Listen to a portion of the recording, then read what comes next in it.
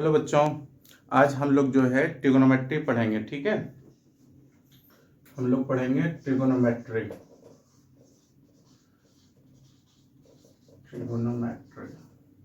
देखो, ट्रिगोनोमेट्री जो है चैप्टर, ये हमारा एंगल निकालने का है।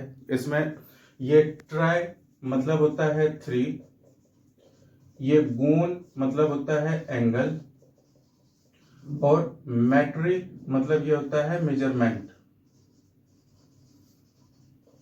तो 3 एंगल का मेजरमेंट, तो इसका अर्थ है कि ये क्या हुआ, एक ट्रायंगल हुआ और हमको ट्रायंगल के बारे में स्टडी करना है।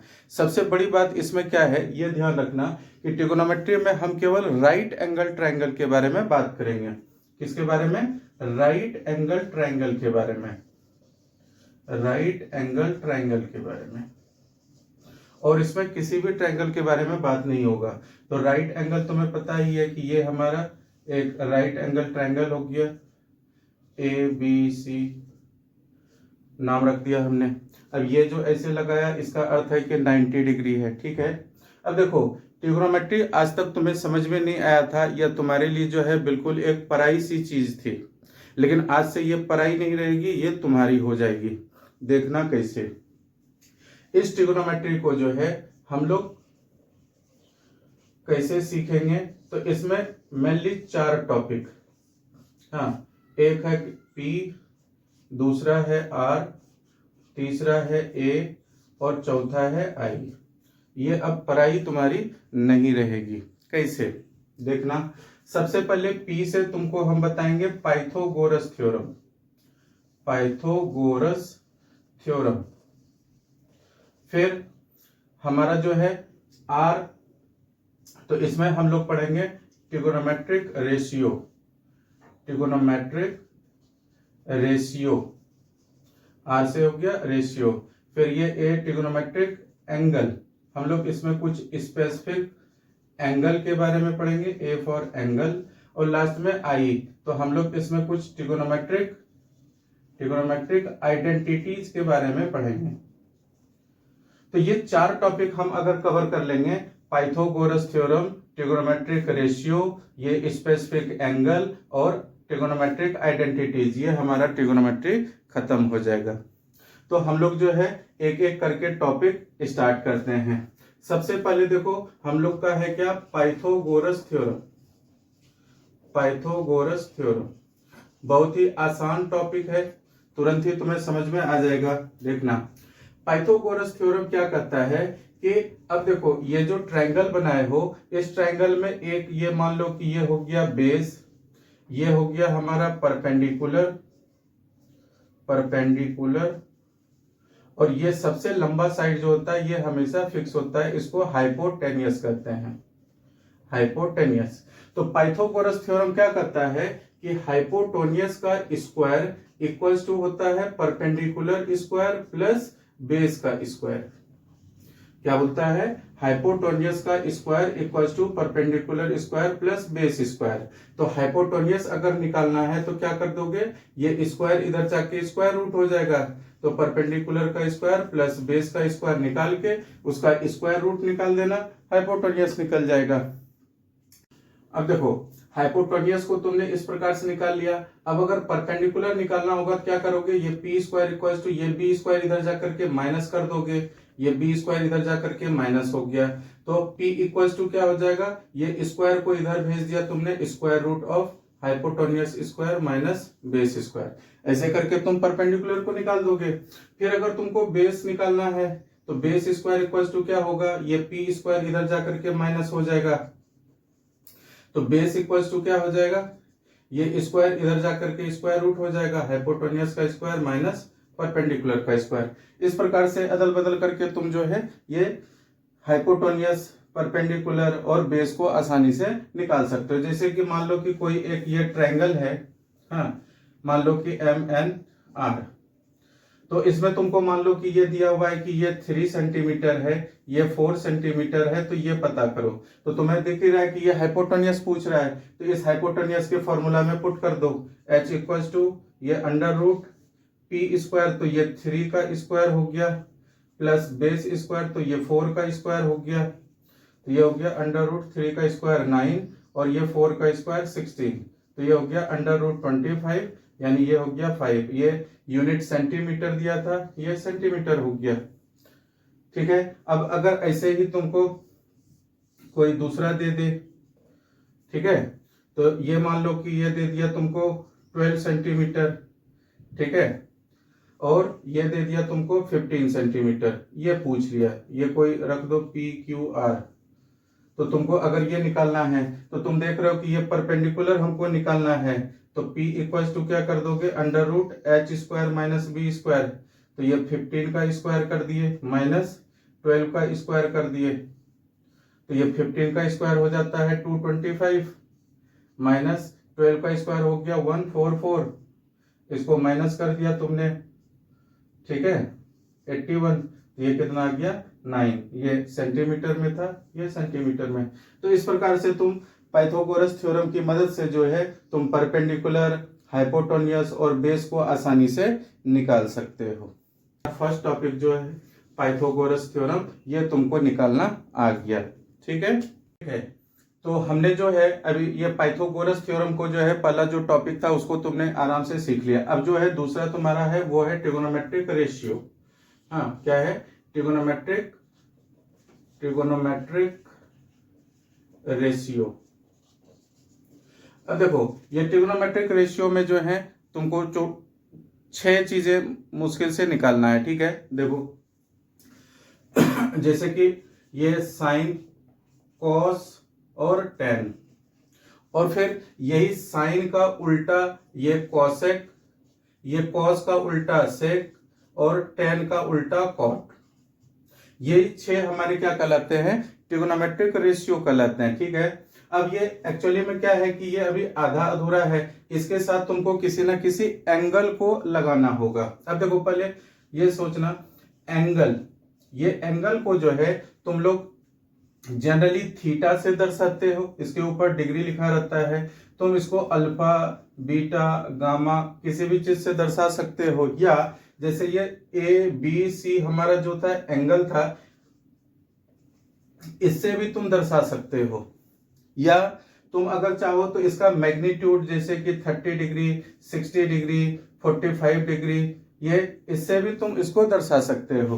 तो अब यहाँ पे जैसे ये साइन है, इनके साथ हम एंगल जनरली थीटा लिख चलते हैं, तो sine theta, cos theta, tan theta, cosec theta, sec theta और कॉट थीटा लिखा, ठीक है। अब देखो ये साइन थीटा को तुम क्या लिखते हो, P/H, यानी परपेंडिकुलर अपॉन हाइपोटेन्यूस।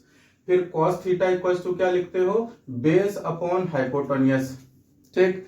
फिर टेन थीटा इक्वल्स टू क्या लिखते हो, परपेंडिकुलर अपॉन बेस, ठीक है। अब तुम्हें बताया ही कि ये कोसेक, सेक और कॉट इसका जस्ट उल्टा है, तो इसको रेसिप्रोकल कर दो, ये कितना हो जाएगा H/P, ये कितना हो जाएगा H/B, और ये कॉट थीटा इक्वल्स टू क्या हो जाएगा B/P। तो ये बन गया तुम्हारा फॉर्मूला। ऐसे देखो बहुत जगह पे ये याद करने के लिए टिप्स बताता है, हाँ, कि पंडित भोला शास्त्री ऐसे करके बताता है, वो सब का अगर तुमको जरूरत लगे तो अपना बताना, वो बता देंगे, कोई ऐसे जरूरत नहीं है, ये इजी सा चीज है, ऐसे ही तुम उसको रट सकते हो, ठीक है। अब यहाँ पे एक चीज का ध्यान रखना कि ये टेन थीटा इक्वल्स टू जो है ये क्या होता है, sine theta upon cos theta. Tan theta equals to formula क्या होता है, sine theta upon cos theta. इसको याद रखना, हम जो अगला टॉपिक पढ़ेंगे एंगल वाला उसमें इसका यूज करेंगे। फिर कॉट थीटा इक्वल्स टू क्या हो जाएगा, cos theta upon sine theta. क्यों, क्योंकि अभी बताया था कि टेन थीटा का उल्टा होता है कॉट थीटा, तो ये कॉट थीटा इक्वल्स टू क्या हो गया, cos theta upon sine theta, ठीक है। अब यहाँ पर जो है कोई एक ट्रायंगल ले लो। अब मान लो कि जैसे कि ये एंगल ए के बारे में बात करें, अभी देखो जो मैं बता रहा हूं उसको सबसे इंपॉर्टेंट है चीज सीखना। जिस एंगल की बात करे, जिस एंगल की बात करे उससे तुम एरो चला देना, ये एरो चला दिए, ये एरो जिसको लगेगा वह बन जाएगा मेरा परपेंडिकुलर, और जो दूसरा हमारा साइड होगा वह हो जाएगा बेस, और तीसरा साइड हमेशा हाइपोटेन्यूस जो होता है वो तो फिक्स होता है। अब मान लो कि तुमको क्वेश्चन, अब जो है हम यहाँ पर जो सबसे इंपॉर्टेंट बात बता रहे हैं कि जिस एंगल की बात करें उस एंगल से जो है एरो चला देना। ये एरो जिसको लगेगा वह हो जाएगा हमारा परपेंडिकुलर, और अपने आप दूसरा साइड जो हो जाएगा वह हो जाएगा बेस। ठीक है, नहीं समझे? ये जिस एंगल की बात करें उससे एरो चलाना है, ये तुमको समझा रहे हैं कि क्या हम बोलना चाह रहे हैं। अब मान लो कि तुमको पूछा कि साइन ए इक्वल्स टू क्या होगा, तुमसे क्या पूछा कि साइन ए इक्वल्स टू क्या होगा, तो यहाँ पे एंगल ए की बात कर रहा है। यही बात मैं रटा रहा हूं कि जिस एंगल की बात करें उससे एरो चलाना, और ये एरो जिसको लगेगा वह बन जाएगा साइड हमारा परपेंडिकुलर। तो देखो साइन का फॉर्मूला क्या लिखा था, P upon H, perpendicular upon hypotenuse.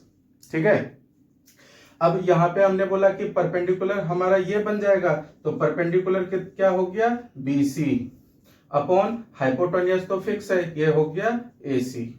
तो साइन A इक्वल्स टू क्या हुआ, BC अपॉन AC। लेकिन अब अगर वह एंगल C की बात कर दिया, किसकी बात कर दिया, एंगल C की, ध्यान से सुनना भाई, ये अगर एंगल C की बात किया तो इस एंगल से तुम एरो चलाओगे, और ये एरो लगा किस साइड को, AB को।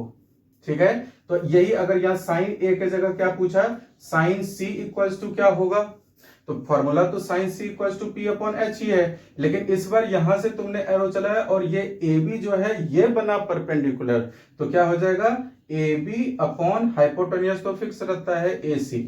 तो तुमने देखा कि जिस एंगल की बात करे उससे तुमको एरो चलाना है, उससे तुम्हें पता चलेगा कि परपेंडिकुलर कौन होगा।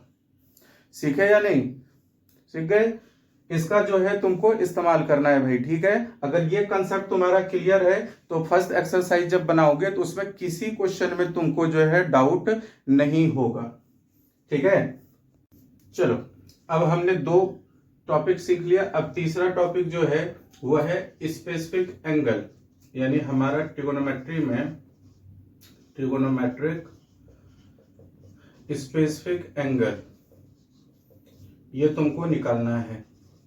देखो ये भी बहुत ही आसान है, इसको याद करने का सीधा तरीका ही बता रहा हूं। देखो यहाँ पे पहले 0 डिग्री, 30 डिग्री, 45 डिग्री, 60 डिग्री और 90 डिग्री, ये 5 डिग्री तुमको लिखना है। ठीक है, फिर उसके बाद जो तुमने 6 ट्रिगोनोमेट्रिक रेशियो लिखे थे वो लिख दो, साइन, कॉस, टैन, फिर साइन का उल्टा कॉसेक, कॉस का उल्टा सेक और टैन का उल्टा कॉट, ये लिख दिया। पढ़ोगे कैसे, sine 0 degree, sine 30, sine 45, sine 60, sine 90, cos 0, cos 30, cos 45, cos 60, cos 90, ऐसे सीख लिया तुमने। अब देखो ये 0, हाफ, 1/√2, √3/2 और 1, ये साइन का ये पांचों एंगल का जो वैल्यू है ये तुमको याद कर लेना है। ठीक है, अब क्या करना कि कॉस में जो है क्या करना, इस वैल्यू को जो है उलट के लिख देना। ये 1 को यहां लिखो, ये √3/2 को यहां लिख दो, ये 1/√2 को यहां लिख दो, ये हाफ को यहां लिख दो, ये 0 को इधर लिख दो। यानी ये ऐसे असेंडिंग ऑर्डर में था, ये डिसेंडिंग ऑर्डर में। कितना आसान है ना। अब क्या करना है, अभी पीछे फॉर्मूला तुमको लिखाया था मैंने कि tan theta equals to sine theta upon cos theta होता है, याद है ना।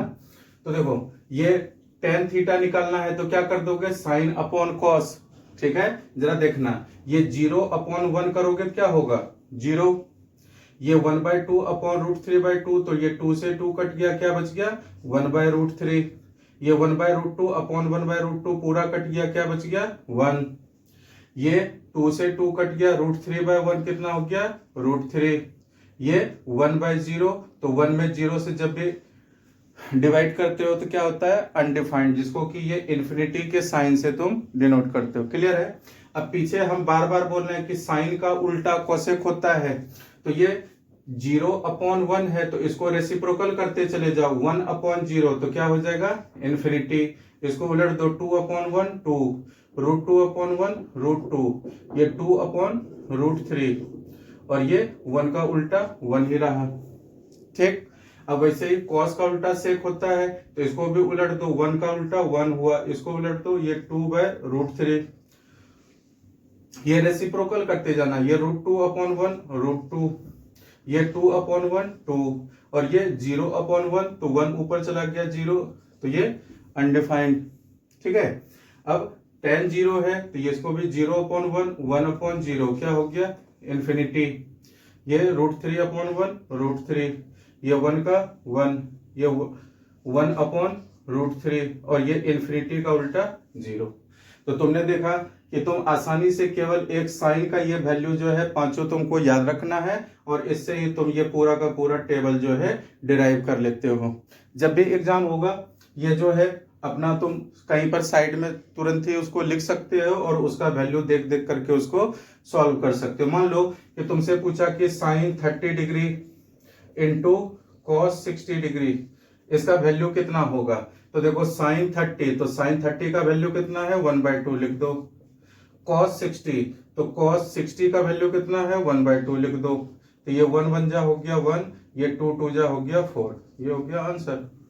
तो ऐसे ही वैल्यू को पुट करके जो है तुमको इसका वैल्यू निकाल देना है। ठीक है, बहुत ही इजी था। ओके ठीक है, अब जो है हमने जो है ये पढ़ाई का 3 टॉपिक पढ़ लिया। अब चौथा लास्ट टॉपिक जो है वह है हमारा ट्रिगोनोमेट्रिक आइडेंटिटीज। ठीक है भाई, तो हम लोग 4th टॉपिक जो है आइडेंटिटीज पढ़ेंगे। बहुत ही आसान सा है ये। हाँ, लेकिन ये है कि एग्जामिनेशन पॉइंट ऑफ व्यू से ये सबसे इंपॉर्टेंट एक्सरसाइज है, तुम्हारा 3rd एक्सरसाइज। अधिकांशतः बोर्ड में क्वेश्चन जो है इसी ट्रिगोनोमेट्रिक आइडेंटिटी से आते हैं। इसमें बस 3 फार्मूला है, तीनों फार्मूला को अच्छे से दिमाग में सेट कर लो और उसी फार्मूला की मदद से जो है सारे क्वेश्चन तुम्हारे सॉल्व हो जाएंगे। कौन कौन से फार्मूला जरा देखना, और मैं कैसे उसको डिराइव कर देता हूँ जरा देखना। इसमें फर्स्ट फार्मूला हमारा है sine square theta plus cos square theta equals to 1।